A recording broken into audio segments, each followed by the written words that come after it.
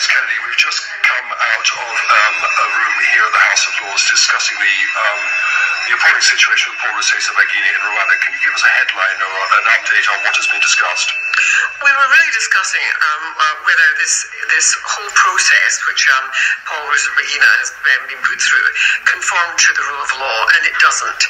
Nobody who has followed what happened from the capture and kidnapping of Paul Resesabagina, the taking of him to Rwanda and then putting him in trial, the fact that he just did not conform to proper trial processes. He didn't have access to the lawyers of his choice. He didn't know what the case against him properly was.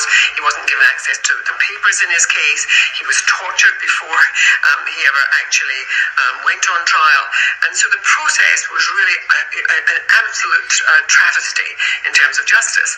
Now, one of the things that I'm concerned about is that Rwanda is part of the Commonwealth.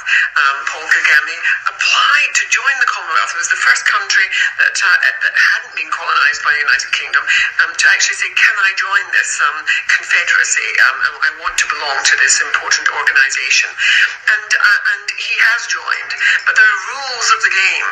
And the rules are that you conform to the rule of law, that when you are dealing with law, that you deal with it in a proper way. And this is not propriety. This is not living by the rules.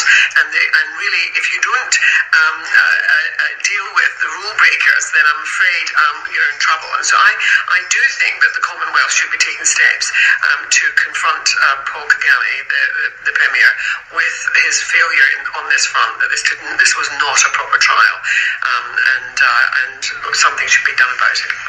Ms. Kennedy, from here, the House of Lords of the Palace of Westminster.